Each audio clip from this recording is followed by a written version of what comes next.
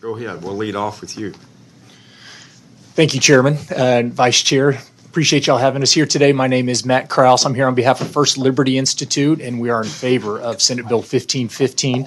As Senator King pointed out, the law has undergone a massive shift. It's not too much to say that the Kennedy case for religious liberty was much like the Dobbs case was for the pro-life movement. It was a fundamental shift. As Senator King pointed out, in 1980, we did have that case in Stone v. Graham where the court, it was a 5-4 decision. It was a per curiam decision, which for those who are not steeped in legalese means that nobody really put their name on that. So it was a very close decision. It wasn't a very broad decision, but they used what was called the Lemon test to strike down this statute in Kentucky that said you could have the 10 Commandments on the walls. And as Senator King pointed out, just last summer in the Kennedy versus Bremerton case, the court vehemently disposed of the Lemon test, which means it's no longer good law, which means those precedents based on that decision are no longer good law as well. And so we think it is ripe. The opportunity is there to ensure that kids are able to see the 10 Commandments in their classrooms no matter where you are in Texas. And so I think it's also worth pointing out that First Liberty Institute, their client was Kennedy. So for 7 years, we led Coach Kennedy through that process and ensured that his religious liberties were validated and were protected, but also pushed to have that Lemon test overruled. And so it didn't just start in last summer in 2022 and 2019 in the American Legion case when they were deciding whether or not to take down the Bladensburg Cross over in the east, that the first chinks in the armor of Lemon were first seen. And so that also was a First Liberty Institute client and case. And so I don't think there's any better expert on this subject matter in the state and frankly in the country than First Liberty Institute. We've looked at this and we think, again, the time is absolutely ripe to challenge Stone v. Graham because the foundations and the underpinnings for that opinion are no longer there. We think there can be a restoration of faith in America, and we think getting that 10 Commandments on these walls is a great way to do that. Not only do we think it's a good thing, but it's very constitutional and legal as well, thanks to the Kennedy decision overruling and disposing of the Lemon test, which then makes the ruling in Stone v. Graham pretty much moot. So we're very confident that it can withstand any kind of legal or judicial scrutiny that's brought its way. And we think, again, this is a great step, not only for the state of Texas, but could serve as an example to the rest of the country as a whole. And we appreciate Senator Phil King's leadership on this and him bringing this forward. And thank you, Chairman, for hearing this bill as well. Appreciate that. Members, any questions? What First Liberty's been able to accomplish has just been remarkable. It's pretty incredible. And then what are we seeing in other states for, similar legislation? Yeah, this is pretty much the first of its kind. This is as far as it's gotten in any of the other states. We are seeing a massive response to that disposing of the Lemon case, whether it's in Idaho. We've been working with legislatures there. We've been working with some in West Virginia and other places to restore that faith in America. But the 10 Commandments bill, this is the first that we know of, and we think can really set a trend for the rest of the country to have Texas's stamp of approval on it. Texas leads in a lot of ways, as you very well know, and we think this can be another area where we're doing that, but there's a lot of enthusiasm and excitement. Others have proposed these similar type bills, but nothing's made it as far as this, and we hope it continues on to the governor's desk. That's right. Very good. Yes, sir. Thank you, Chairman. You. Mr. Barton.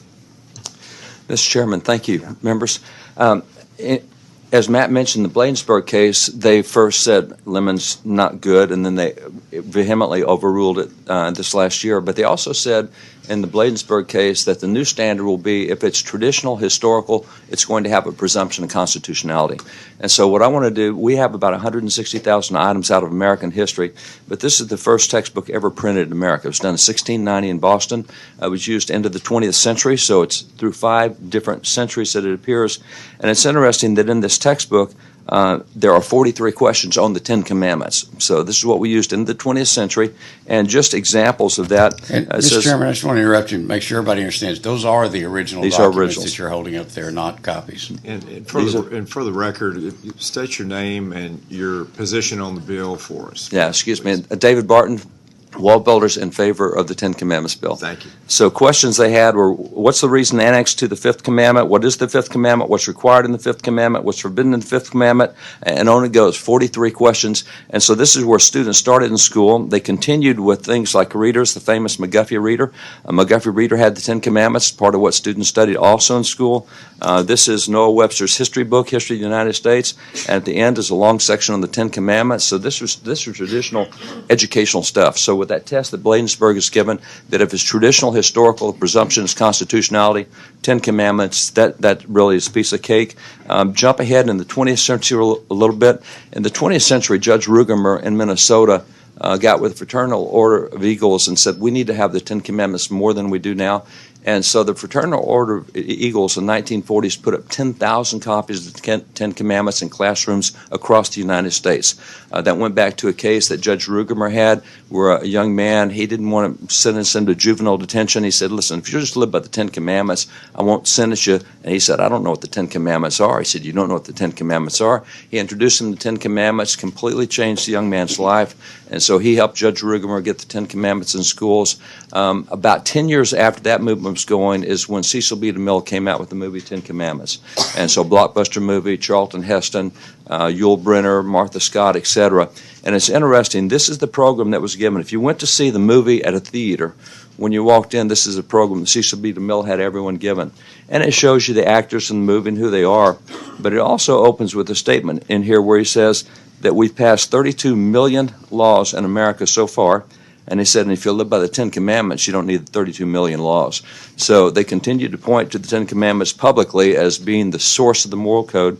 When we did a study about 20 years ago, at that point in time, we identified over 500 cases, court cases across the nation, where the court has cited the Ten Commandments favorably. All Ten Commandments appear somewhere in statutory code or in court decisions, and so it's traditional in the courts as well.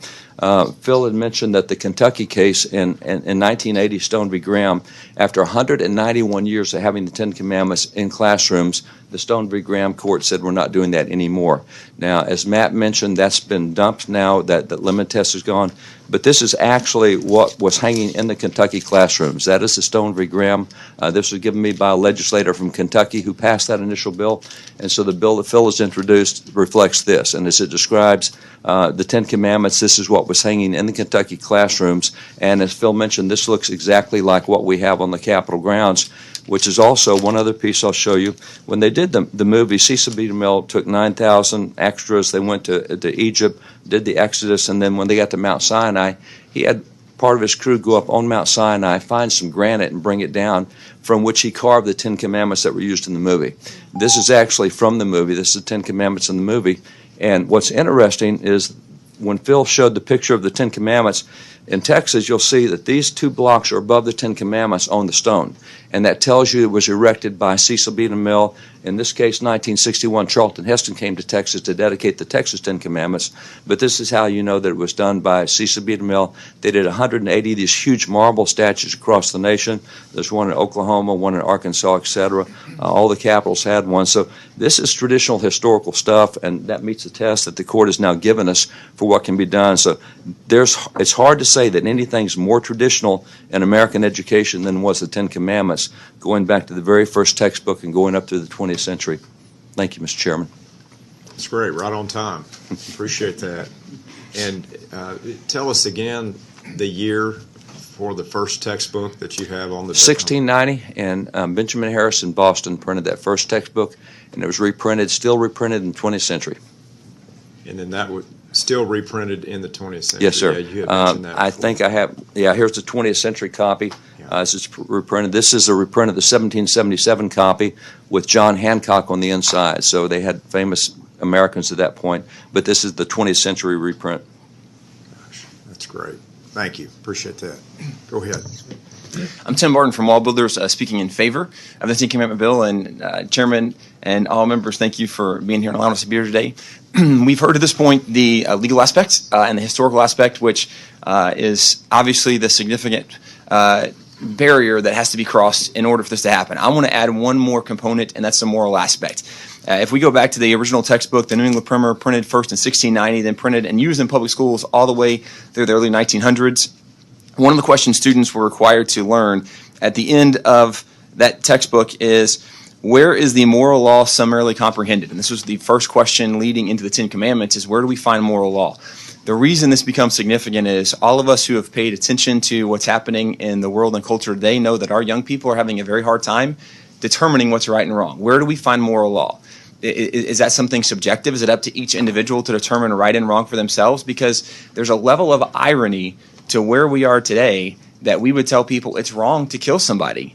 And yet, we would say it's forbidden to present something that would tell students it is wrong to kill somebody. The very foundation of moral law for all of the Western world, for the morals of civilization, have been derived from the Ten Commandments. If we go back to the idea, one of the arguments we've heard in recent weeks is one of the leading causes of death among teenagers, among children, as the argument goes, is guns. Well, again, there's a level of irony if we're saying that we're seeing a rise in violent crime when it comes to inner cities, when it comes to gang violence, when we are seeing teenagers kill other teenagers, something that not only is illegal, not only can you go to jail for, there's a death penalty that can be ascribed for someone that kills in these situations. And yet, again, we are saying that we're not going to tell students a foundation of morals is we should not kill people. If we look at the Ten Commandments, the basis of the idea, why do we believe it's wrong to steal? Why do we believe, even here, it's wrong to lie under oath? The foundation of morality comes from the Ten Commandments. And as we are looking at a civilization, no society, no civilization can exist and can continue if there's not a moral foundation. The Founding Fathers very well understood when John Adams says that our Constitution was made only for a moral and a religious people, it is wholly inadequate to the government of any other. He understood that freedom only works if there's a moral foundation, because if you give freedom to immoral people, all they do is immoral things. You have to have a level of morality for freedom to maintain, and there's no better standard that's ever been given for a basis of morality than the Ten Commandments. Not only are the Ten Commandments now legally allowed to be displayed for students, not only is there a historic precedent for them to be displayed to students, but there is a moral component that if we are expecting to remain a free society and for students to understand what is right and wrong and to refrain from killing and stealing or even lying under oath as the case might be, we need to return the Ten Commandments to students in front of them in their schools so there's a basis for that morality. And there might be some that would say, wait a second, but we know there's a separation of church and state or whatever the argument might be. And all that really would expose is that they really don't understand the history of even those very statements. If you go back and read Thomas Jefferson's letter to the Danbury Baptist, where he was explaining the government cannot limit your religious expression because there's a separation that keeps the government away from religion. The idea was never to secularize the government, which is why the Founding Fathers themselves did prayer proclamations, whether they were governors, whether they were presidents, or even from the Continental Congress. They were not secular individuals. They just didn't want the government controlling religion, but this is not an argument to control religion. This is an argument to uphold a standard of morality that students need to be able to govern their lives and to live as members in a free society. Thank you for letting me share. And Mr. Chairman? Great. Senator King. Thank you, Mr. Chairman. And Tim, I'm sure there'll be some people who, in their own good conscience, are going to come up and testify that they're concerned that this is a separation of church and state issue, which we know historically and legally that's not correct. But I keep thinking about, our kids are growing up in a culture where there are almost no absolutes, and everything is relative. What's right for relativism, what's right for people. They're brought up often to say what's right for me may be right for you, but it's not right for me. What's right for Dr. Campbell may be right for her, but it's not necessarily right for me. Everything's relative. There's no absolutes, no standards. And I just think how important it could be, and used to be, and was when I was growing up, for those kids to walk into a classroom and see on their wall every day things like, you shall not kill somebody, that you're not to steal, that you're not to lie and bear false witness against someone else, that you're not to covet someone else's property that is their property, and to see that reinforcement that comes from every day, from walking into your classroom and seeing just basic standards that, frankly, a lot of them don't hear in their homes. They certainly don't see on the internet, and they certainly don't get out of social media or television. And that impact, I think, is something that's been lost in America, and it began to be lost in the early 1960s. And I just think it's a very small step, but I think we don't realize, and would you agree, what a meaningful step it can be to every day. Same reason that in the house, Mr. Krause, we did the pledge every day because it says something, and we want it in our schools every day for people to do the pledge because it says something. We also want kids to see that there are certain standards for morality and want them to see that every day when they walk in that classroom, K through 12. Senator King, you're absolutely right. There's a level of intellectual dishonesty when people presume that there are no absolutes. Because if we look at what happened in one of the most recent school shootings up in Nashville, everyone would agree that's absolutely wrong. Well, there's a standard of absolutes that says it is wrong to murder people. It is wrong to kill people. And every one of us agree that absolutes exist, even though some might arbitrarily say, well, it's up to each individual. Morality actually is something that is an absolute that we can agree on. It's always wrong to murder. And for that to be reinforced every day for students to see this, if we are sick of seeing some of this violent crime and some of these issues, then we should get back to students, as you mentioned, every single day being able to see the reality of there is a basis for truth. There's a basis for right and wrong. And for that to be reinforced, for them to have, and this is not even compelling them to believe in Jesus, as some might argue, right? It's too much religion. This is not telling them what they have to believe as far as when it comes to their faith, but understanding the basis for morality and even the basis for law here in America, here in Texas. That very basis for law is based on something that does need to be reinforced, because too many of them grow up in a place where they're not seeing that. I have a friend who taught at Houston ISD, and during their staff training one August, they were told that as teachers, they're not supposed to do any kind of moral lessons that might be an imposition on the students. I have a friend who was teaching there who's very smart. He said, wait a second, so we're not supposed to teach anything moral to the students? They said that's correct, and maybe that was very well intended because people have different ideas of right and wrong. He said, but what if there's a student who says, I'm hungry, I'm just going to go rob the convenience store, I'm going to go steal stuff. He asked, can I not tell them it's morally wrong to go rob a convenience store? And they said, well, that's correct. You shouldn't tell a student what you believe is morally right and wrong. Instead, you should ask the student, what do you think you should do? And whatever the student says, you should say, well, you need to do what you think is right. Unfortunately, we're living in a place we're seeing people doing what they think is right, but what they think is right often is things like what resulted in Nashville with that shooting, where people showed up and arbitrarily did something that we know is fundamentally morally wrong. Instead, we should be presenting those morals in front of students so they know there's a basis of morality, and killing is always wrong. Thank you. Thank you, Mr. Chairman. Members, any other questions? Senator Campbell. Thank you, Mr. Chairman. Thank you, Senator King, for bringing this forward. Not so much a question, but a comment. It's kind of crazy, isn't it, that societies or societal dictates that you need to teach about sex ed and everything along that way, if you will.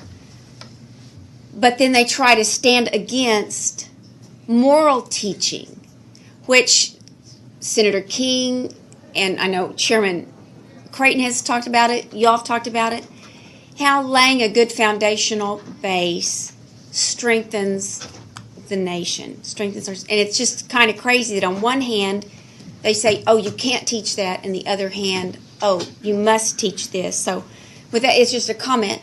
And then David Barton, I enjoyed reading your books.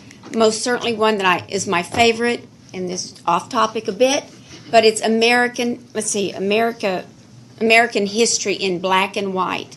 And if y'all haven't read that, I'm putting in a plug for it. It's a fast read. You can get it done in an hour or two, and it's great. Thank you very much. Thank you, Matt. Thank you, Mr. Chairman. Appreciate that. Appreciate each of you. Members, any other questions? Yes. All right. Thank you so much. Thank you, Chair. For the time and for your input and expertise. Thank you very much. Appreciate you.